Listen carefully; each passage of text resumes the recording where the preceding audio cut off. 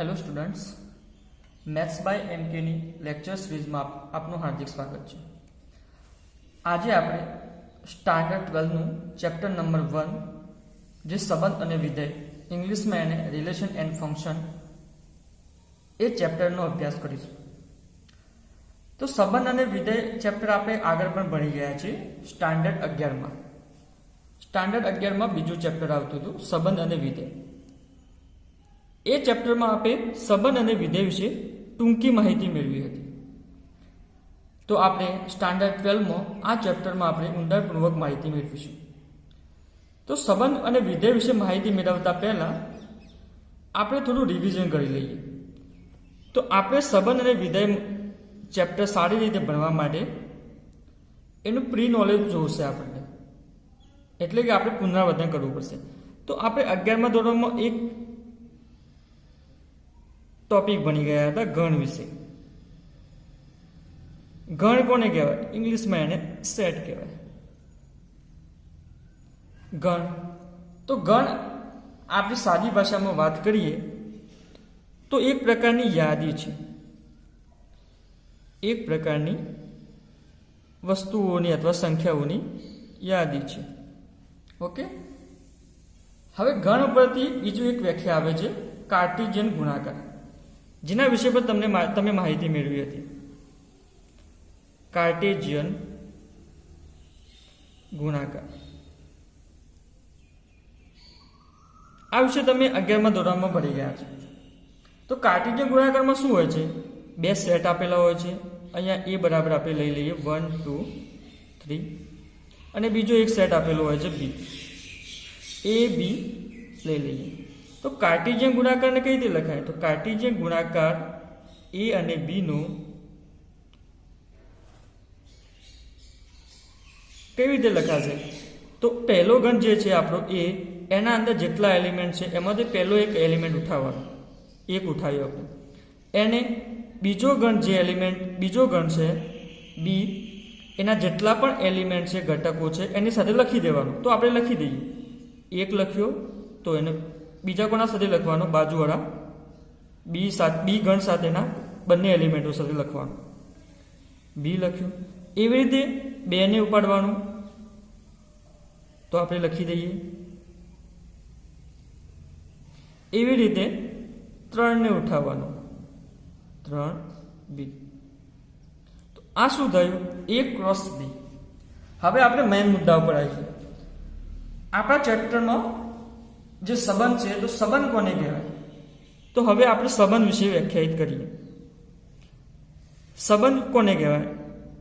તો અહીં જોઈએ તો સંબંધ શું છે?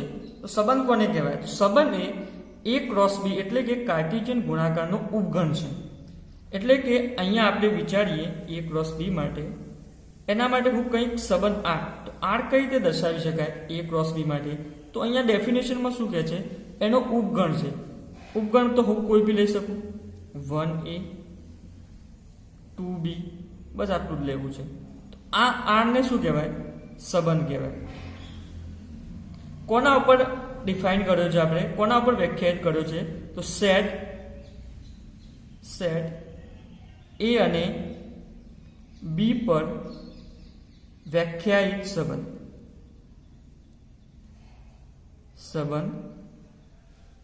R છે. ઓકે, તો હવે જે R સંબંધ R માં વસ્તુ આવે છે, ફોર એક્ઝામ્પલ આ જોડ આવે છે 1 અને A, એને બીજી રીતે આને શું કહેવાય? કે એક A સાથે રિલેશન ધરાવે છે. તો એને આપણે બીજી રીતે આ રીતે પણ લખી શકીએ. એક A કોની સાથે? R એટલે રિલેશન, સંબંધ કોની સાથે ધરાવે છે? A સાથે. તો બીજી રીતે આ રીતે પણ લખી શકાય. હવે બીજું વસ્તુ જોઈએ, 2B લઈ લઈએ, બીજો સંબંધ. તો આનો મતલબ શું થયો? કે 2 B સાથે સંબંધ ધરાવે છે. તો એને આપણે આ રીતે પણ લખી શકીએ, 2 રિલેશન ધરાવે છે કોની સાથે? B સાથે. ઓકે, હવે આપણે આગળ વાત કરીએ. આ થઈ ગયું, આપણું પુનરાવર્તન કરી દીધું. હવે આપણે જોઈએ કે આ ચેપ્ટરમાં સંબંધ અને વિધેયમાં આપણે શું શું ભણીશું, કયા કયા ટોપિક વિશે માહિતી મેળવીશું. તો અહીંયા આપણે 4 ટોપિક વિશે માહિતી મેળવીશું. જેમાં જે પહેલો ટોપિક છે વિભિન્ન પ્રકારના સંબંધો અને વિધેયો. આમાં અડધી માહિતી તો આપણે આગળ મેળવી લીધેલી છે સ્ટાન્ડર્ડ 11માં. સંબંધો અને વિધેયો કેવા કેવા પ્રકારના છે એ વિશે માહિતી મેળવીશું. એના પછી વિધેયોના સંયોજનો વિશે માહિતી મેળવીશું. પછી વ્યસ્ત સંપન્ન વિધેયો માહિતી મેળવીશું અને છેલ્લે દ્વિક્રિયાઓ વિશે માહિતી મેળવીશું. તો હવે આપણે સ્ટાર્ટ કરીએ આપણો પહેલો ટોપિક સંબંધ માટે. સંબંધ માટે આપણે જોઈ લઈએ. એટલે કે અહીંયા પહેલો ટોપિક છે વિભિન્ન પ્રકારના સંબંધો. તો સંબંધોના પ્રકારો વિશે જાણીએ.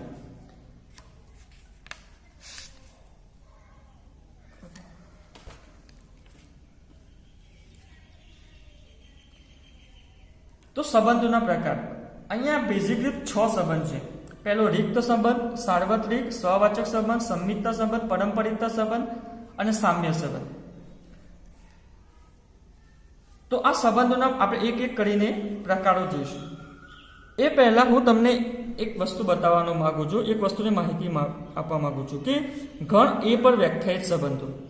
આ જેટલા પણ આપણે સંબંધો ડિફાઇન કરીશું, વ્યાખ્યાયિત કરીશું, એ બધા એક જ ગણ ઉપર વ્યાખ્યાયિત કરીશું. આપણે જાણીએ છીએ કે સંબંધ વ્યાખ્યાયિત કરવા માટે 2 સેટ હોવા જોઈએ અથવા તો 2 ક્રોસ પ્રોડક્ટ હોવા જોઈએ, એટલે 2 સેટ હોવા જોઈએ. અહીંયા આપણે આગળ શું કરતા હતા, 2 સેટ લીધા હતા, એ અને બી એમનો ક્રોસ પ્રોડક્ટ કર્યો હતો, એટલે કે કાર્ટેશિયન ગુણાકાર કર્યો હતો. પણ અહીંયા આપણે શું કરીશું, ખાલી એ કોઈ એક જ સંબંધ લેશું, એટલે કોઈ એક સેટ લેશું, ગણ લેશું એ, અને એનો પોતાની સાથે કાર્ટેશિયન પ્રોડક્ટ કરશું, એટલે કે કાર્ટેશિયન ગુણાકાર કરીશું.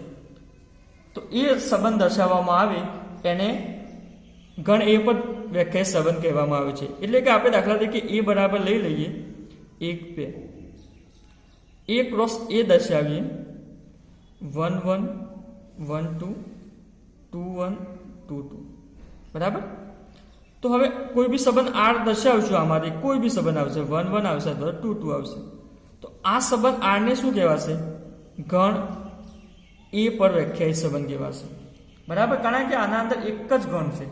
આગળના દાખલામાં આપણે શું જોયું હતું, ખાલી એક્ઝામ્પલ માટે અહીં 2 ગણ લીધા હતા, એ અને બી.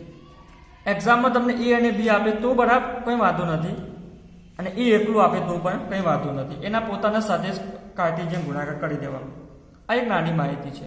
તો આપણે પહેલો સંબંધોના પ્રકારમાં પહેલો સંબંધ વિશે માહિતી મેળવીએ. પહેલો સંબંધ છે રિક્ત સંબંધ. રિક્ત એટલે ખાલી સંબંધ. ઇંગ્લિશમાં તેને વોઇડ રિલેશન વિશે કહેવામાં આવે છે. તો એની વ્યાખ્યા છે, જો ગણ એ પર કોઈ ઘટક, જો ગણ એનો કોઈ પણ ઘટક એના કોઈ પણ ઘટક સાથે સંબંધ આર ધરાવતો ન હોય તો આરને ગણ એ પરનો રિક્ત સંબંધ એટલે કે વોઇડ સંબંધ કહે છે. એને આર બરાબર ફાઈ, એટલે કે એના અંદર કોઈ એલિમેન્ટ આવતો નથી. અને આપણે જાણીએ છીએ ફાઈ એ દરેક સેટનો ઉપગણ હોય છે. તો આપણે આને એક એક્ઝામ્પલથી જોઈએ, એક્ઝામ્પલની રીતે જોઈએ કે શું છે.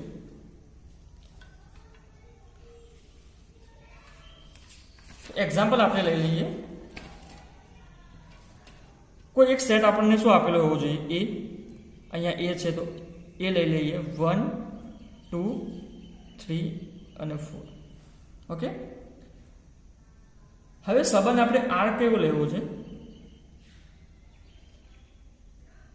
કે એવી પેર લેવાની, એવી જોડ લેવાની એ અને બી ની કે a માઇનસ બી બરાબર 10 થાય.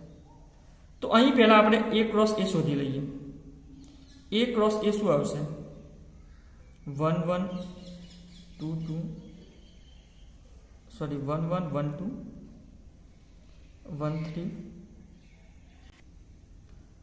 તો અહીં a ક્રોસ a માં શું આવશે કે 1 1 1 2, અહીંયા જોઈ શકો છો 16 પેર આવશે, એટલે કે 16 જોડ આવશે. તો અહીં આપણે શું કરવાનું છે, આપણો સંબંધ આર શું આપેલો છે, એવી પેર લેવાની a અને b ની કે જેમાં a માઇનસ બી કે a અને b નો ડિફરન્ટ શું આવવો જોઈએ, 10 આવવો જોઈએ. એવું શામાંથી લેવાનું, આપણે જાણીએ છીએ કે સંબંધ શું છે, ઉપગણ છે. શાનો, a ક્રોસ a નો ઉપગણ છે. તો આપણે જોઈ શકીએ છીએ કે સંબંધ આરમાં કઈ કઈ પેર આવશે આપણે જોઈએ. ચલો, તો આરમાં શું આવવું જોઈએ, એવી જોડ લેવાની કે a માઇનસ બી 10 આવવું જોઈએ. તો અહીંયા જો 1 માઇનસ 1 0 આવે છે, 10 આવતું નથી. આ ના લે છે કે 1 માઇનસ 2 -1 આવે છે, 1 - 3 -2 આવે છે, 10 આવતું નથી. એવી રીતે તમે જોઈ શકો છો કે 3 - 4 -1 આવે છે, 4 - 1 3 આવે છે. તો તમે જોઈ શકો છો કે A ક્રોસ A માં આપણને કોઈ પણ એવી પેર મળતી નથી, એવી જોડ મળતી નથી કે જે આપણો સંબંધ R છે એને વ્યાખ્યાયિત કરે. એટલે કે R માં કોઈ પણ પેર આવી શકતી નથી. એટલે કે R બરાબર 5 કે સંબંધ R માં કોઈ પણ ઘટક નથી. તો આવા સંબંધને શું કહેવામાં આવે છે? રિક્ત સંબંધ. ઓકે, હવે આપણે બીજી વ્યાખ્યા પર જતા રહીએ. અહીંયા ઉદાહરણ પાછળ હતું, વાંધો નહીં, આપણે આગળ કરી દીધું છે.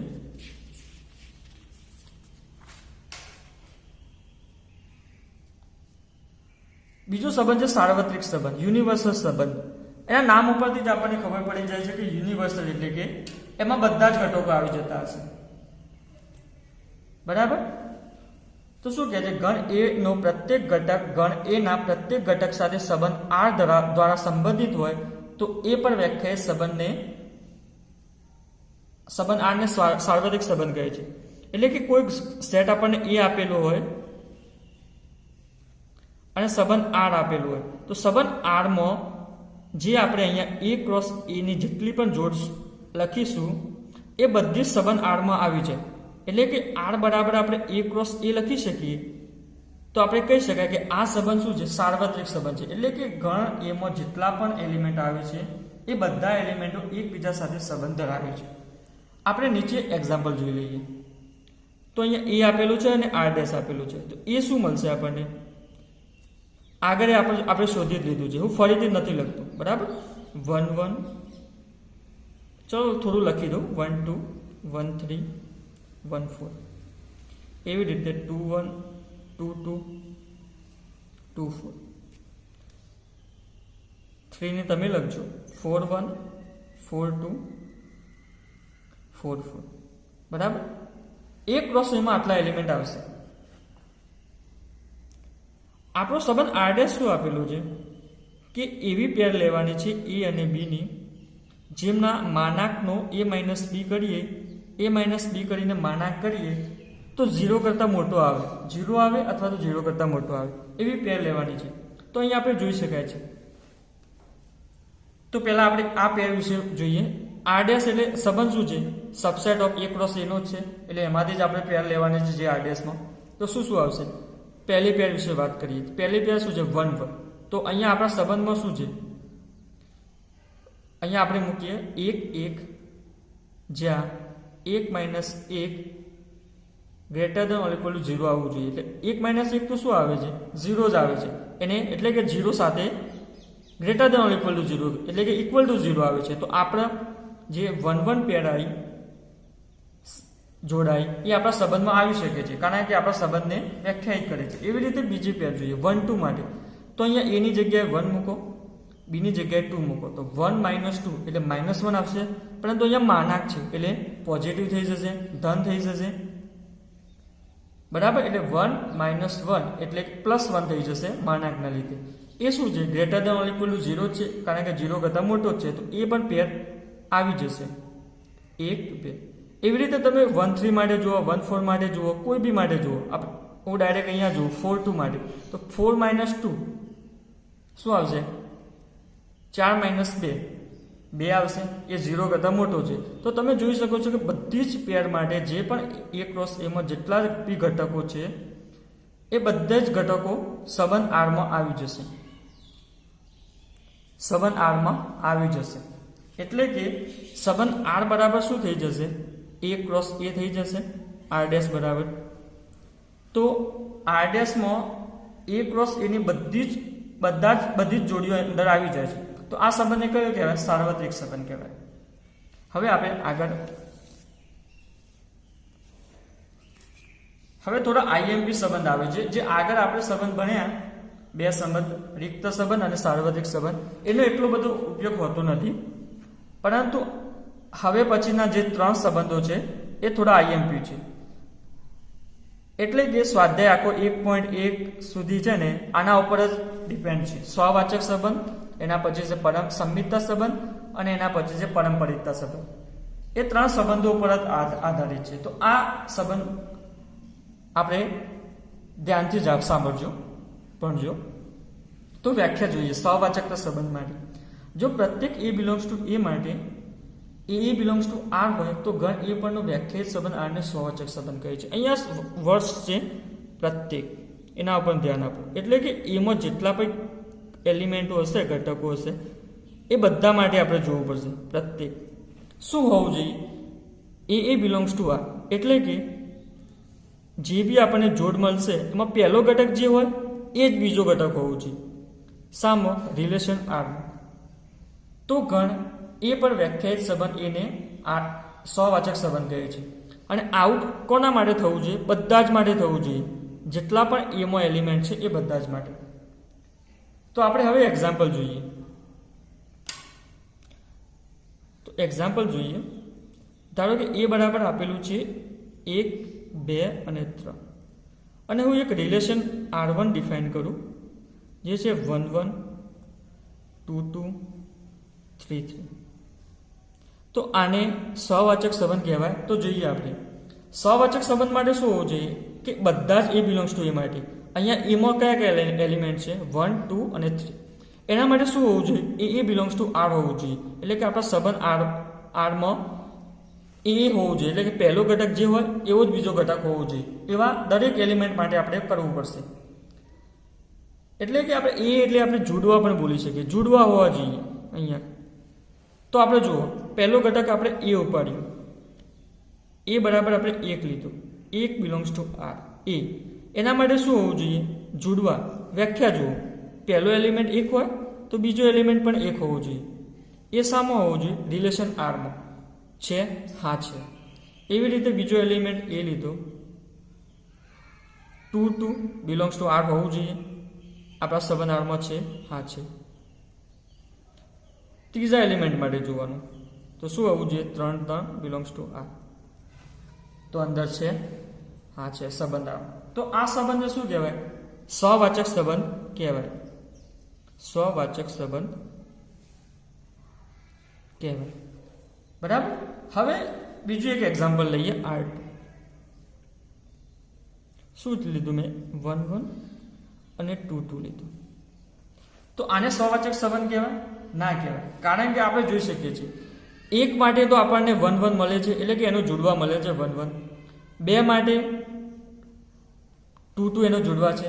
પરંતુ 3 માટે અહીંયા 3, 3 જોડવા નથી. કારણ કે આપણે ડેફિનેશનમાં શું કીધું છે? પ્રત્યેક એ બિલોંગ્સ ટુ એ માટે. એટલે કે બધા જ એના જેટલા બી એલિમેન્ટ છે એ બધા માટે આવું જોડવા મળવું જોઈએ. 3 એલિમેન્ટ હોય 3 જોડવા મળવા જોઈએ. 4 એલિમેન્ટ હોય તો 4 જોડવા મળવા જોઈએ. તો જ આપણે સહવાચક સંબંધ કહી શકીએ. પણ અહીંયા નથી તો ના કહી શકીએ. એવી રીતે આપણને R3 આપ્યું છે. 1, 1, 2, 2, 3, 3 અને 1, 3 સંબંધ લઈ શકું હું આને? તો આમાં આપણે જોઈ શકીએ છીએ કે સહવાચક છે. તો પહેલા જોવાનું જોડવા છે 1, 1, 2, 2, 3, 3. હા, ત્રણેયના જોડવા અંદર છે. પણ પાછળ શું છે એ આપણે જોવાનું નથી. બરાબર. આપણે ખાલી 3 જોડવા મળી જાય, એટલે કે જેટલા બી એલિમેન્ટ આપ્યા હોય એના જોડવા મળી જાય એટલે આપણે કહી દેવાનું કે આ સંબંધ સહવાચક સંબંધ છે. ઓકે. આના વિશે આપણે બહુ બધા એક્ઝામ્પલ હજી જોઈશું. હવે આવી જઈએ ડેફિનેશન નંબર 4, એટલે કે સંબંધ નંબર 4, સંમિતતા સંબંધ. સંમિતતા સંબંધ શું કહેવાય છે? જો પ્રત્યેક A1 અને A2 બિલોંગ્સ ટુ A માટે, એટલે કે આમાં 2 એલિમેન્ટ લીધા છે. આગળમાં આપણે શું લીધું હતું? એક જ એલિમેન્ટ લીધો હતો. આમાં 2 લીધા છે. A1 A2 belongs to A માટે, A1 અને A2 બિલોંગ્સ ટુ R માટે, A1 A2 belongs to A માટે આ વધારવાનું લખી દીધું છે. માટે એ નથી લખ્યું વધારાનું. A1 અને A2 બિલોંગ્સ ટુ R માટે આપણને એનું ઊંધું A2 અને A1, જો A1 અને A2 બિલોંગ્સ ટુ R લીધું છે આપણે, તો એના માટે આપણને ઊંધું એનું મળવું જોઈએ. A2 અને A1 બિલોંગ્સ ટુ R હોય તો ગણ A પર વ્યાખ્યાયિત સંબંધ R ને સંમિત સંબંધ કહે છે. તો આપણે શાંતિથી સમજીએ. A1 A2 belongs to R. પ્રત્યેક એટલે કે કોઈ પણ 2 ઘટકો લઈ લીધા છે, A1 અને A2 એના. તો એના માટે શું થવું જોઈએ? પહેલાં તો જો આવું હોય A1 અને A2 બિલોંગ્સ ટુ R હોય આવું અંદર આપણા રિલેશન આરમાં આપેલું હોય તો આપણને A2 A1 belongs to R મળે તો આ સંબંધ R ને સંમિત સંબંધ કહેવાય. એટલે કે A1 A2 આપેલું હોય તો A2 A1 મળે એટલે કે A1 A2 નું ઊંધું એનું ઊંધું મળે તો એ સંબંધને સંમિત સંબંધ કહેવામાં આવે છે. આપણે એક એક્ઝામ્પલ જોઈએ. અહીંયા મોટો સેટ A આપેલો છે 1 2 અને 3. રિલેશન R1 આપેલો છે 1 1 2 2 3 3 1 3 અને 3 1. તો આપણે ચેક કરવાનું છે કે આ સંબંધ સંમિત સંબંધ છે કે નથી. તો આપણે જોઈએ સંમિત સંબંધ માટે શું હોવું જોઈએ? A1 A2 માટે શું મળવું જોઈએ? એટલે કે કોઈ બી પેર લેવાની આપણે A1 A2 રિલેશન R માંથી અને એનું ઊંધું પણ R માં હોવું જોઈએ, એનું ઉલટું પણ R માં હોવું જોઈએ, તો આપણે સંમિત સંબંધ કહીએ. અને આવું દરેક પેર માટે ચેક કરવું પડશે જેટલી પણ R માં પેર હશે એટલે. તો આપણે સ્ટાર્ટ કરીએ અહીંયાથી પહેલી પેરથી. પહેલી પેર શું છે? 1 1. તો 1 1 નું આપણે અહીંયા ડેફિનેશન હિસાબથી જઈએ. 1 1 A1 અને A2 ની જગ્યાએ શું લઈ લીધું? A1 અને A2 ની જગ્યાએ 1 1 લઈ લીધું. તો આપણને સંમિત સંબંધ થવા માટે શું મળવું જોઈએ? એનું ઉલટું A2 A1 મળવું જોઈએ. તો A2 A1 અહીંયા શું થશે? 1 1 નું A2 A1 શું થશે? 1 1 જ થશે. એટલે કે આ પણ R માં હોવું જોઈએ. તો 1 1 તો છે જ આપણા ડાયરેક્ટલી. તો આપણે શું કહેવાય? આ પેર માટે સંમિત સંબંધ ડિફાઇન થાય છે, વ્યાખ્યાયિત થાય છે. એવી રીતે આપણે બીજી પેર માટે જોવાનું. 2 2 માટે 2 2 નું ઉલટું શું થશે? 2 2 થશે. 3 3 નું 3 3 થશે. હવે અહીંયા આવી જઈએ. 1 3 નું ઉલટું શું થશે? 1 3 નું અહીંયા A1 છે તો અહીંયા A2 છે. તો આપણે શું મળવું જોઈએ? A2 A1 મળવું જોઈએ. એટલે કે એનું ઉલટું 3 1 3 1 મળવું જોઈએ R માં. તો 3 1 R માં છે? હા છે. તો આપણે ચેક કર્યું બધી જ પેર માટે A1 A2 belongs to R છે તો A2 A1 belongs to R મળે છે. તો આ સંબંધ R1 ને સંમિત સંબંધ કહેવાય. એવી રીતે બીજું હું એક્ઝામ્પલ લઈ લઉં R2. બરાબર? તો 1 1 પછી 2 2 લીધું, પછી 1 3 લીધું. તો અહીંયા આપણે જોઈએ કે આ સંબંધ સંમિત સંબંધ છે. તો પહેલા ચેક કરવાનું 1 1 માટે. સંમિત સંબંધ માટે 1 1 લઈ લેવાનું. એનું ઉલટું શું થશે? 1 1. તો એ આપણા સંબંધ R માં છે? હા છે. એવી રીતે 2 2 લેવાનું. 2 2 નું ઉલટું શું થશે? 2 2. એ સંબંધ R માં છે? હા છે. હવે ત્રીજી પેર ઉપર આવી છે 1 3. A1 અને A2 શું છે? 1 અને 3. એનું ઉલટું શું થશે? 3 અને 1 થવું જોઈએ. અને 3 અને 1 આપણા સંબંધ R માં છે કે નથી? એનો મતલબ શું થયો કે 3 1 R માં નથી. તો આ સંબંધ જે આપણે R2 આપેલો છે એ સંમિત નથી. ઓકે. હવે આપણે બીજા સંબંધ ઉપર આવી જઈએ, પારંપરિકતા સંબંધ. તો પારંપરિકતા સંબંધ ની વ્યાખ્યા જોઈએ. એને ઇંગ્લિશમાં ટ્રાન્ઝિટિવ રિલેશન કહેવાય. તો વ્યાખ્યા જોઈએ. જો પ્રત્યેક A1 A2 A3 belongs to A માટે, એટલે કે અહીંયા 3 ઘટકો છે A1 A2 A3, 3 ઘટકો એક સાથે લેવા પડશે. બરાબર? માટે શું હોવું જોઈએ? A1 A2 belongs to R હોવું જોઈએ. પહેલી આપણે જોડ A1 A2 belongs to R જોઈએ. તથા અથવા તો આપણે અન્ય પણ કહી શકીએ A2 અને A3 બિલોંગ્સ ટુ R હોય તો આપણને શું મળવું જોઈએ? જે આ પહેલો ઘટક છે A1 અને અહીંયા છે શું છે? A3. એ બંનેનું રિલેશન થવું જોઈએ. એટલે કે એ બંનેની જોડ મળવી જોઈએ R માં. તો એ પણ વ્યાખ્યાયિત સંબંધ R ને પારંપરિક સંબંધ કહે છે. તો અહીંયા આપણે ડેફિનેશનને ધ્યાનથી સમજીએ. પહેલા શું કહે છે? A1 અને A2 બિલોંગ્સ ટુ R. એટલે કે આ એક પેર આપેલી હોવી જોઈએ અને બીજી આ એક પેર આપેલી હોવી જોઈએ. તો જ આપણે આગળ વાત કરી શકીએ. જો આ સંબંધમાં આ પેર આપેલી હોય A1 અને A2 અને બીજી પેર ના આપેલી હોય તો આપણે પારંપરિક સંબંધ વિશે વાત કરી શકતા નથી. એટલે કે આપણને થોડી અપૂરતી માહિતી છે. તો તો આપણે એ માટે A1 અને A3 ને શું કહી, સોરી, આ સંબંધને ડાયરેક્ટલી પરંપરિત કહી દેવાનું. આપણે એક દાખલા જોઈએ, ઉદાહરણ જોઈએ તો આપણને વધારે સમજ આવશે. તો હું એ બરાબર લઈ લીધું 1 2 3, રિલેશન R લીધો છે મેં 1 1 2 2, પછી 1 3 3 2 અને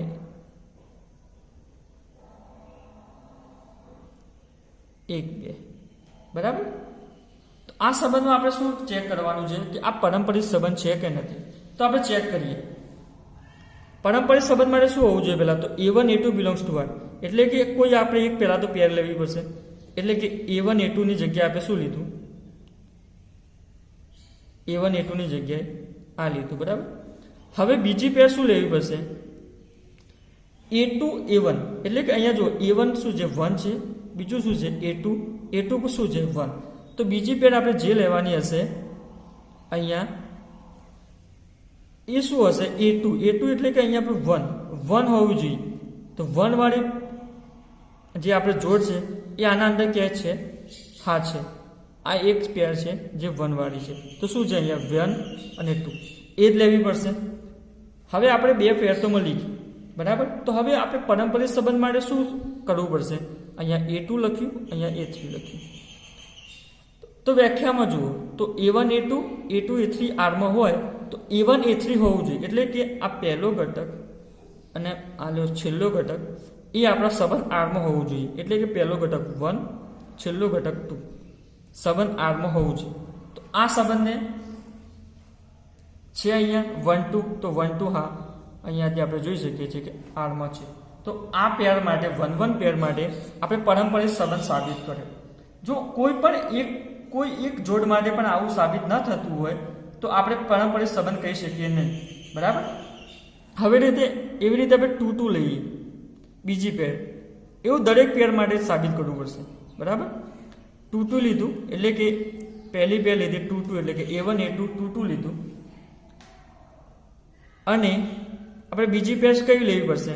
અહીંયા A1 છે, અહીંયા A2 છે. તો અહીંયા બીજી પેરમાં શું આવવું જોઈએ? A2 એટલે કે અહીંયા 2 છે, 2. તો પહેલો ઘટક 2 હોય અને બીજો ઘટક કોઈ બી હોય એવી પેર દેખાય છે આપણને અહીંયા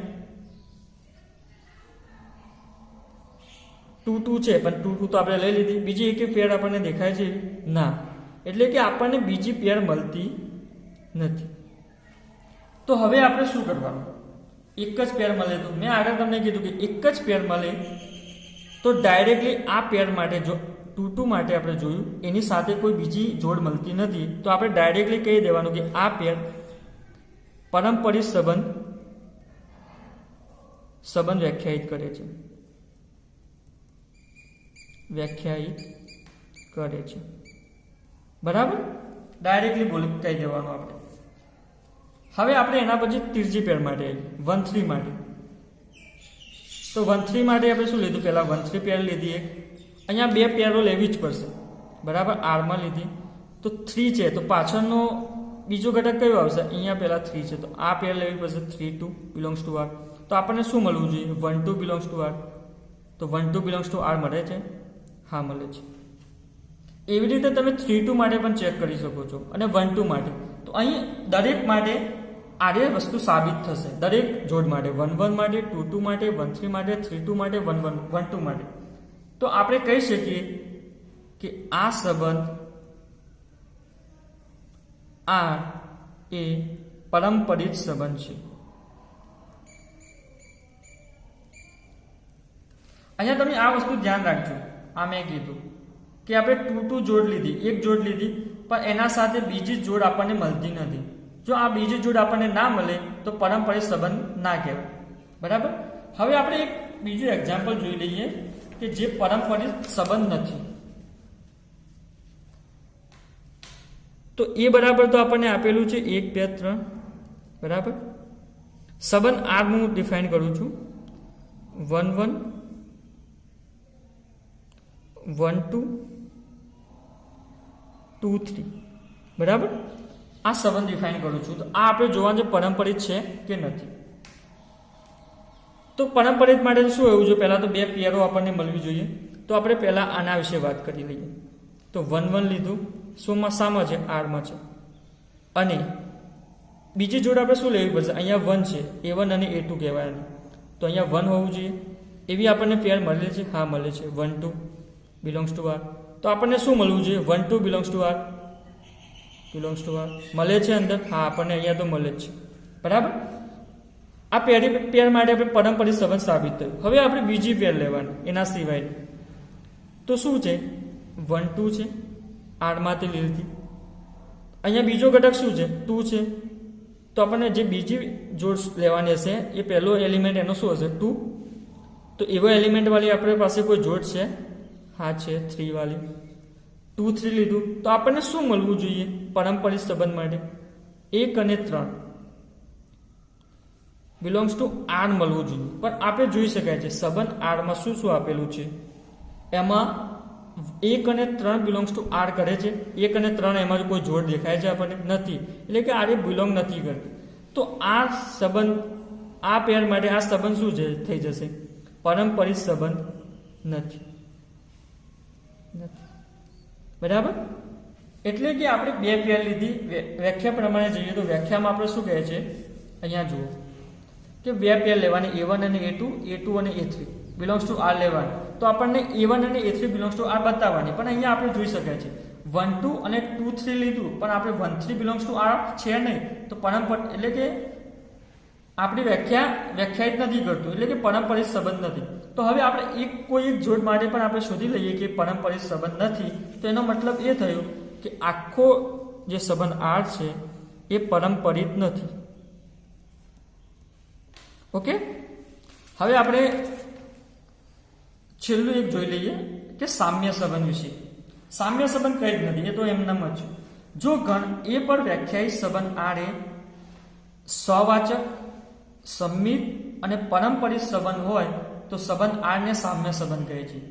એટલે કે આપણે જે આગળના 3 સંબંધો ભણ્યા, પહેલો સંબંધ હતો એટલે મતલબ ત્રીજા નંબરનો સંબંધ, ચોથા નંબરનો સંબંધ અને પાંચમા નંબરનો સંબંધ.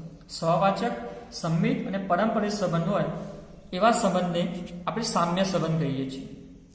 ઓકે. તો હવે અહીંયા આપણે લેક્ચર પૂરો કરીએ છીએ. હું તમને એક હોમવર્ક આપું છું, એ તમારે કરવાનું રહેશે. અહીંયા જુઓ, આ હોમવર્ક આપેલું છે, ગણ એ આપેલો છે. એના ઉપરથી મેં 6 રિલેશન વ્યાખ્યાયિત કર્યા છે. તો 6 રિલેશન શું છે?